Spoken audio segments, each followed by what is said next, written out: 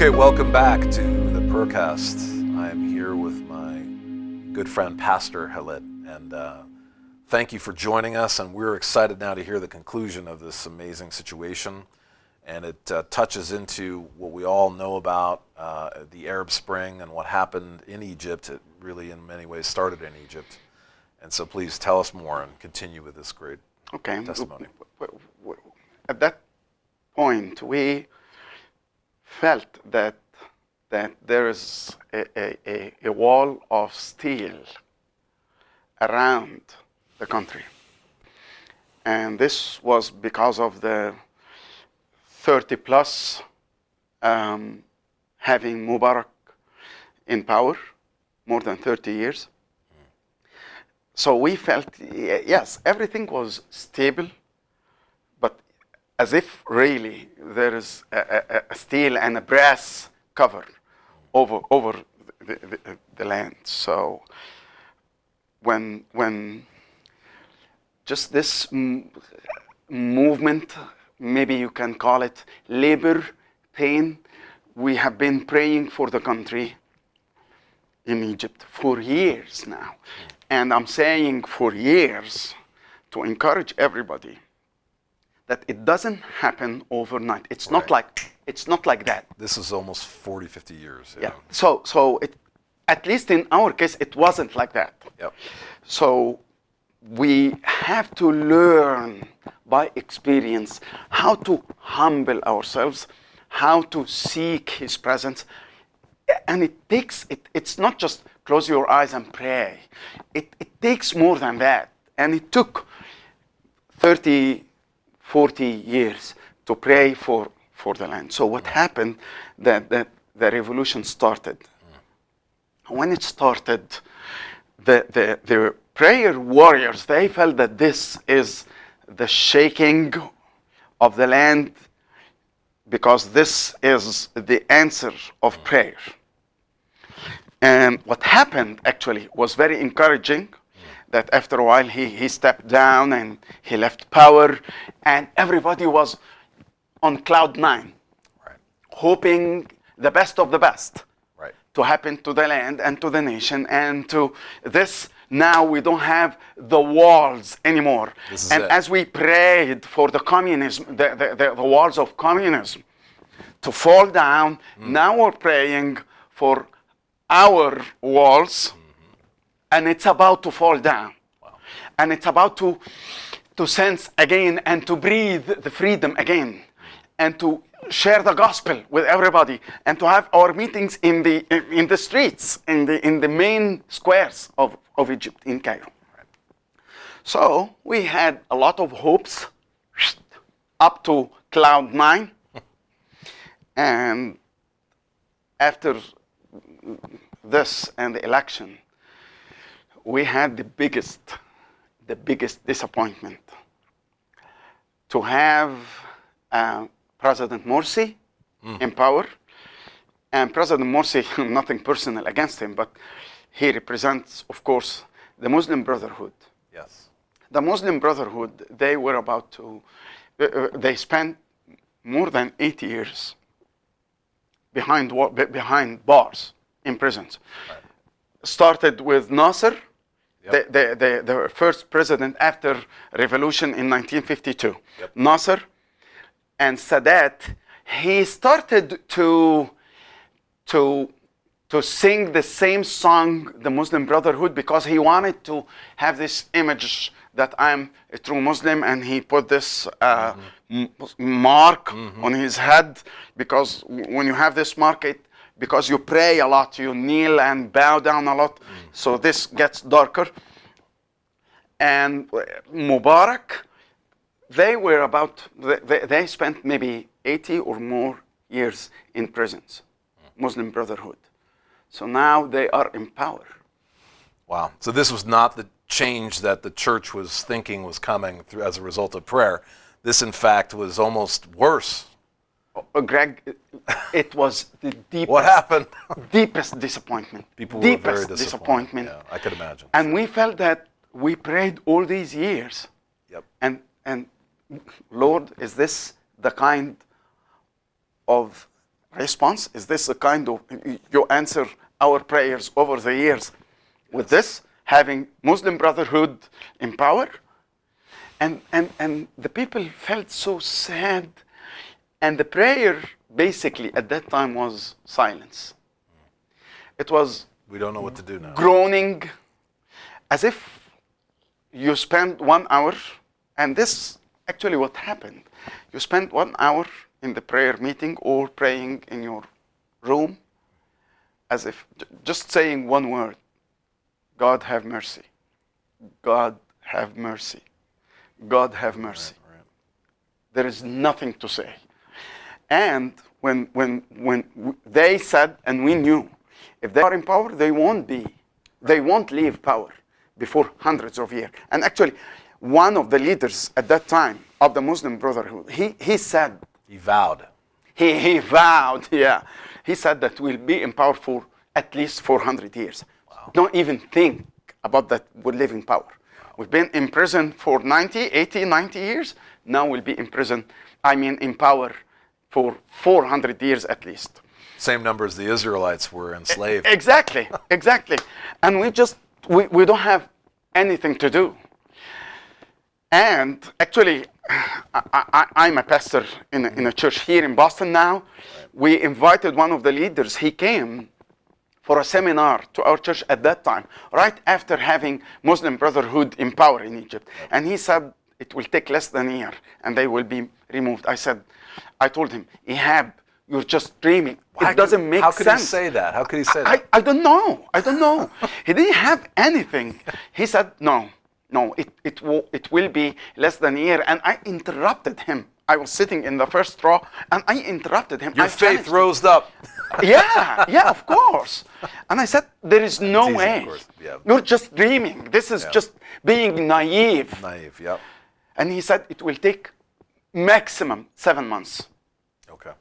Wow. And they kept praying and praying and praying, even with a kind of a broken heart. Yep. But they kept praying for the land and for the nation. Sure. And the miracle happened. Wow. What happened was unbelievable. What would that be like? I mean, tell the audience what it would be. This is just incredible. Like, no one expected this. And it was truly now the answered prayer coming forth. Exactly. What happened then, when they kept praying, and they chose the faith road. Yes. We'll take it by faith. We'll not take it by sight, because it's so dark. Right. It's so dark. So we'll take it. We'll train ourselves. We'll practice faith now. Okay. So it's just faith. And faith will shake the mountains. Yes. The mountains, which is the symbol of immovability, whatever. So they took it by faith. They kept praying. And they kept praying in faith and fasting, and faith and fasting and praying. This was like the breed together, yep. Commingled. Yeah. So they kept for months. And what happened was really unbelievable. We had the July conference, and one of the speakers was Pastor Sameh Maurice, who is now the senior pastor of this church, the Qasr al-Dubarat church. And just days before the conference, before June 30th, 2012. Yes. He called me and he said, it doesn't seem that I'll be able to come to your conference. I said, Pastor Sameh, no, because the conference is just 48 hours away. I cannot get any speaker other than you. He said, Khalid, you don't know. What's going to happen on June 30th is even bigger than January 25th. Wow. Which is 2011. Yep. I said, I don't think so. I don't think that. He said, you will see and you will hear. Wow. I said, I hope, but I don't see it. He said, you will see it. You will see it. And what happened on June 30th, that millions were in the streets. millions of people. Protesting, yeah. Millions. And this, at Some least- say 33 million and some say that this is the biggest number of people in the streets protested ever. ever Right. in the history of humans. Yes. So, and the people who were praying, they said, "This is it. God is moving." And now, They knew. and now we appreciate what happened through that last year with the Muslim Brotherhood. Yeah. You know why? Because now everybody, even the Muslim people, they knew who is the Muslim Brotherhood, who are these leaders, who are these kind of people when they are in power. Yep. So what happened, that they got exposed, you know. In this year, they got exposed. Everybody saw. And they don't care about our country, about our culture. They care about having this dominion over the Arab and the European, and having this Islamic state, Islamic country. And country doesn't have, in their mind, it doesn't have borders. The country would be Egypt, Palestine, Syria, Sudan, Iraq, Lebanon, and Asia and Europe. And they have the project document that they want to control Europe in 20 years and control the United States. Highly planned, very orchestrated. Highly planned, highly organized. They know what they are doing. And they are so clever in planning and organizing. Anyway, so this is what happened. The earthquake happened. And actually, The walls fell. mentioning earthquake, we had an earthquake, the biggest earthquake that happened in Egypt. It was 1991. Okay. And I remember, and everybody remembers, this minute by minute. Yep. What happened, I was in my church. Yep. And I started in 1991 to hear a voice before I sensed anything. I was leaning against a wall, just leaning against a wall, and I heard this sound, and I didn't know what is that. And after that, I felt the wall Vibrate. shaking. And we knew by that time that this is an earthquake. So there was an earthquake when this happened? Exactly. They felt that there is this sound of cracking, Yes. that the foundations Yes. is moving, Yes. shaking, cracking. Yes. The intercessors felt this. Oh yeah, definitely. And they felt that the walls that we kept praying for years Coming down. Yep. coming down and getting exposed, that this is not the safe walls. The walls, as you know in the Bible, walls of a city is the safety and protection of the that city, city. Yep. of that city. And the Muslim people, they felt that Muslim Brotherhood being in power is not safety to the country, it's a threat to the country and to our culture. And having the Muslim Brotherhood back to prisons with President Morsi not in power anymore. This is definitely and for sure the answer of our answer to prayers. prayer. And guess what? In the Easter and the Christmas, they send people from the government, highly ranked people from the government, Yep. to say Happy Easter and Merry Christmas and so forth. But after June 30th and July 3rd, Everything changed. Can we just pause there? Sure. Because what we'll do, I don't want to miss this opportunity. I have a sense that disillusionment when the Muslim Brotherhood came to power is a very important issue to pray through. Intercessors, we've been there. I'm sure all of us in prayer sometimes don't understand what's happening. We don't know why things are going wrong or backward, or it seems as though the symptoms of death are upon us, but yet we trusted God. We know what He said. We believed it, but we're just not seeing it. So let's just pray that quickly, and then we'll come in and we'll wrap into the next segment. So, Father, just thank you for this revelation and understanding that it is not by our natural eyes which we're guided, but it is by our prayer and led by your will. And no matter what it looks like, we trust you. And no matter what we've been through in pain and hurt and difficulty and trial, we trust you. And we want to trust you in our country, in the United States, just as they trusted you in Egypt, Lord. Even seeing this just a doubly worse situation, yet it got turned around and was much better, doubly better or more.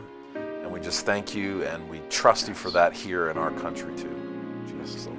Yes, we learn the lesson, Lord, that it's not just without our natural eyes, but not by power or might, but by your Spirit. And we believe that, and we come to surrender ourselves, and we believe that you are the ultimate authority of everything. And we believe that you put kings and you remove kings, and you put authorities and you remove authorities. And you are the power, and you are the power that can make us feel safe. We entrust this land and this nation in your hands to take it to the next phase. And we believe that you are a faithful God that we can trust, in Jesus' name. Amen. And just before the next segment, pray that faith would arise, and no matter what the situation looks like, we will continue to trust God, and just pray into that, whatever that means for you personally, but also corporately.